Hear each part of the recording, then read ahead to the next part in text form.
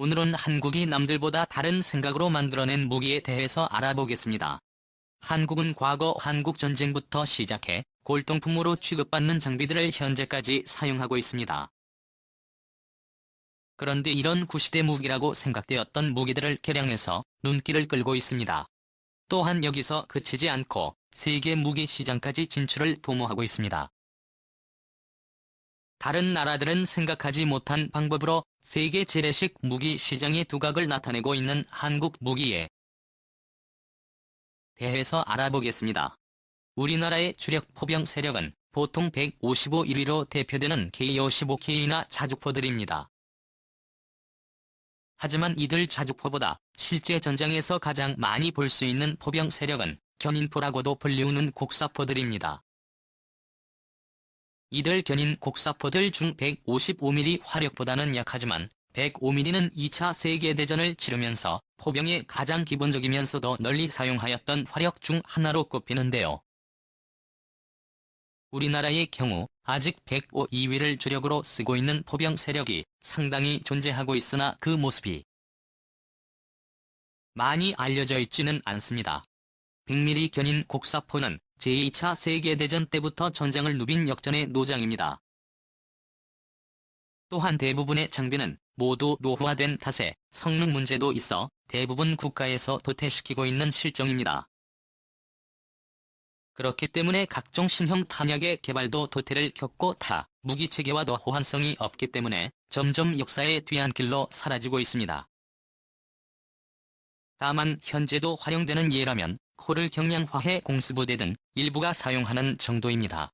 조작에 9명이 필요하고 최대 사거리는 10일 안팎인데요. 이렇게 성능이 떨어지고 현재 무기와는 다른 양상을 보였던 무기가 한국의 장점 중 하나라고 할 수 있는 창의적인 생각으로 새롭게 다시 태어나서 수출까지 이어지고 있다는 것인데요. 100mm 견인포는 엑스레이를 시작으로 MN-A1 01, M1A1, M101 국내 생산용 캐치 178 등 다양한 모델들이 있습니다. 105mm 곡사포는 한 시대를 풍미하고 앞으로도 상당 기간 우리나라 포병의 당당한 주력으로 활약하는 기종 중 하나입니다. 한국은 처음 전 후보를 미국을 통해 들려왔습니다. 미국은 원래 제1차 세계대전 무렵까지 차량이 아닌 말로 견인하는 75mm 곡사포를 주적으로 사용해왔습니다. 그런데 화력적인 부분의 한계로 인해서 1920년부터 105mm 곡사포를 개발하기 시작하였고 1928년에는 알고 미리 곡사포를 개발하려 했지만 대량으로 양산하지는 않았습니다. 1940년을 개량한 미국 사포를 처음 개발하였는데 1942년과 1943년 개량형인 M4의 원가 에뮬레이터를 제식하여 M4 곡사포는 제2차 세계대전 종료 후 제식명이 물고기로 바뀌어 현재까지 수많은 국가에서 운용하고 있을 정도로 배구 곡사포의 베스트셀러로 꼽힌다. 한국 육군의 최초의 포병부대인 포병훈련소가 창설된 것은 1948년 6월 26일 서울 용산구 후암동의 제2포병훈련소와 경남 진해 제3포병훈련소에서 처음으로 포병간부 교육을 실시하였는데 이때 실습용으로 사용한 장비가 바로 엑스레이이며 경량 105mm 곡사포입니다. 한국 포병이 한국전쟁 발발 당시 아군 한문의 엑스레이 곡사포만을 보여요. 120mm 곡사포를 보유한 북한 포병에 비해 사거리 화력 모두 열세로 몰렸던 역사가 있었습니다. 전쟁 발발 이후 1950년 7월 6일에 걸쳐 배구 곡사포를 인수하였고 최초 인수 수량은 10세뿐이었으나 순차적으로 각 부대로 보급되어 1950년 9월 무렵에는 우리 포병의 주력 여포가 M3에서 M4로 완전 교체되었습니다. MC 곡사포는 일반적인 표준형이 아니라 공중에서 추월할 수 있도록 가볍게 제작한 작품인데요. 우리 군이 운용한 M3 곡사포는 1942년부터 1943년까지 북아프리카 지역에서 미국 공수부대에 의해 2년 정도만 운용되었을 뿐며 1940년 생산을 시작한 M3 곡사포는 M와 구조가 거의 동일하며 포탄도 호환되지만 경량화로 인한 성능 제한으로 주진 장력은 별개의 규격을 사용했기 때문에 성능이 부족한 상황이었습니다. 반면 한국전쟁 발발 전에는 우리나라는 이렇다 할 군사 무기가 부족했기 때문에 선진화된 미국이 무기를 준다는 것을 그저 고마울 뿐이었습니다.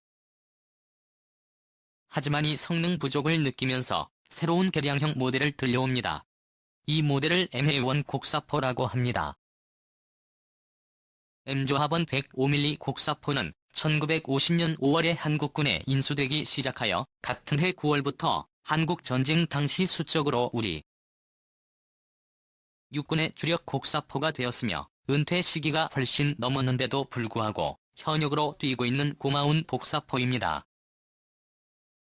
M2N2A1 곡사포와 더불어 포병의 핵심포인 M1종의 곡사포는 대한민국 육군의 상비사단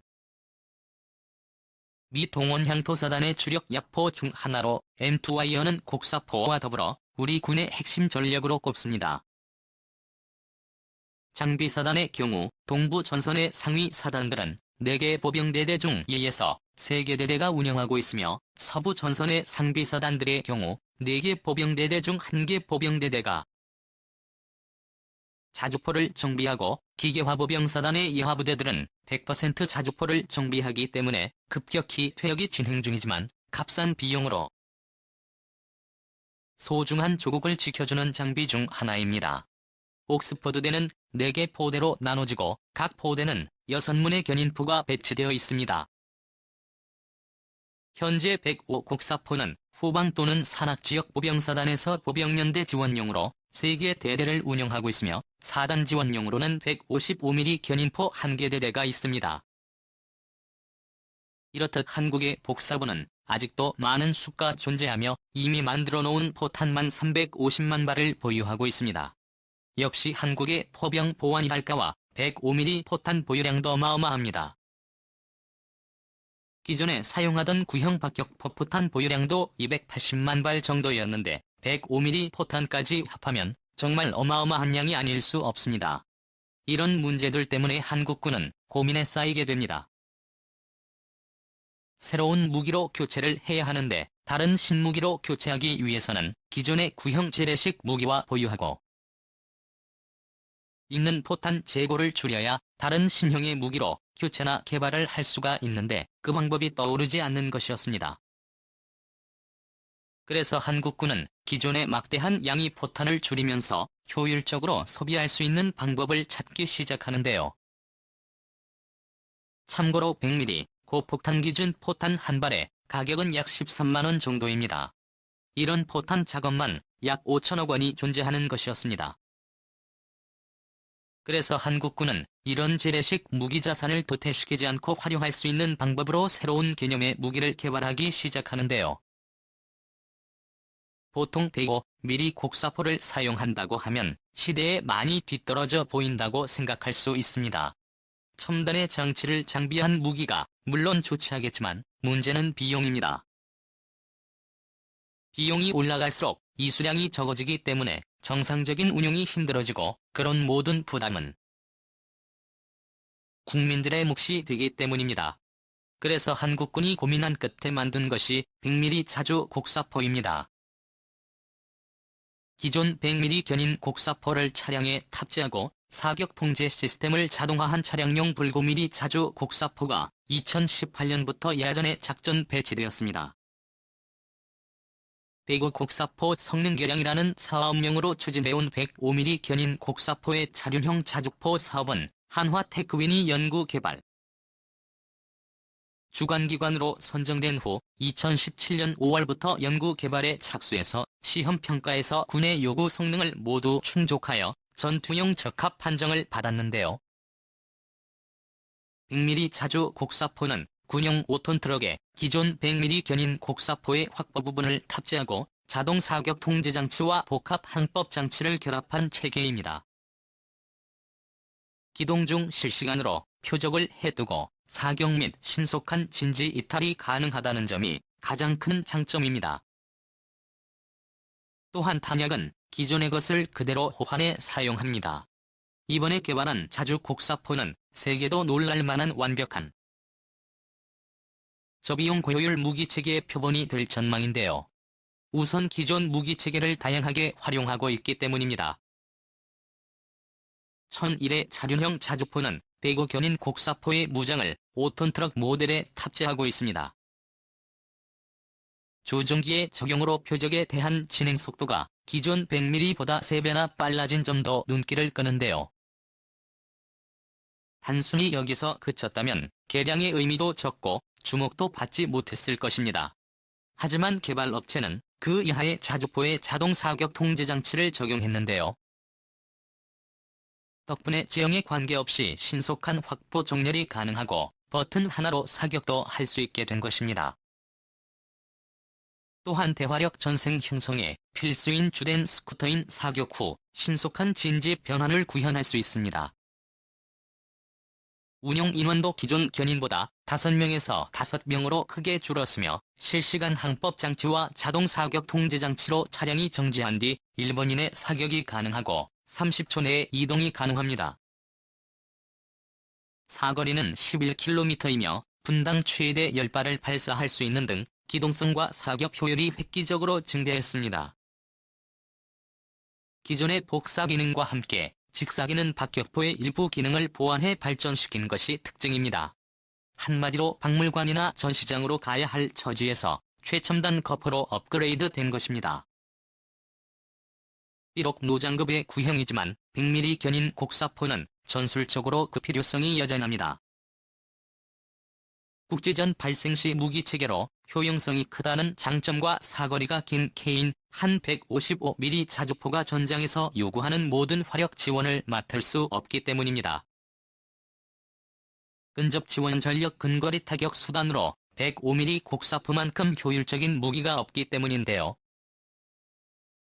최근 아프가니스탄과 이라크 등 산악 지형에서 확보의 필요성이 재확인된 사건이 있었습니다.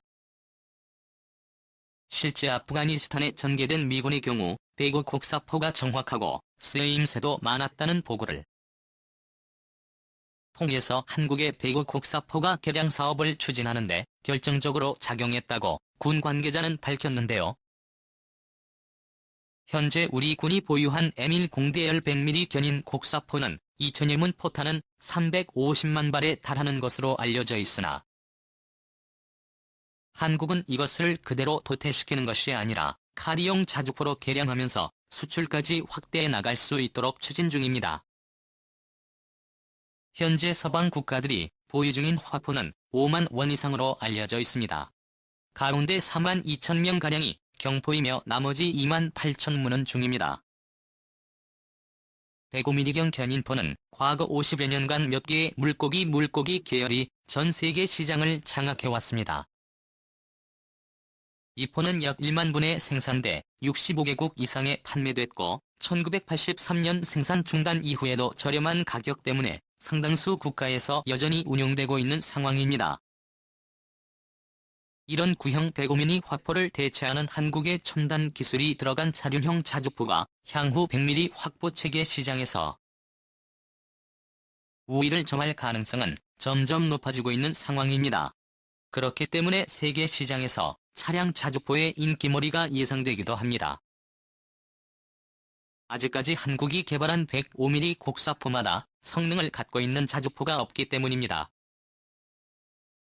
앞서 설명드린 한국의 100mm 차륜형 자주 곡사포는 세계적으로 인정받은 K라인의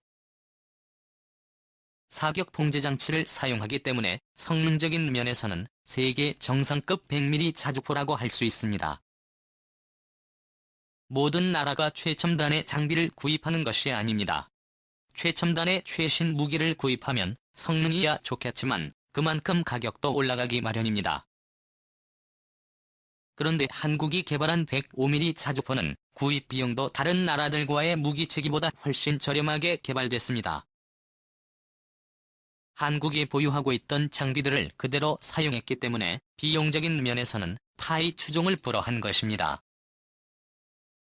한국이라는 나라가 참으로 대단한 것이 남들 생각 못하는 것들을 실현시키는 능력이 있습니다. 어느 누구도 생각하지 못한 방법으로 새로운 무기 시스템을 만들기 때문인데요. 지금 세계는 훌륭한 가성비와 높은 품질을 앞세우고 있는 한국이 국산 무기들을 새롭게 평가하고 있습니다. 지금까지 세상의 모든 이야기를 얘기하는 거래처였습니다. 시청해주셔서 감사합니다.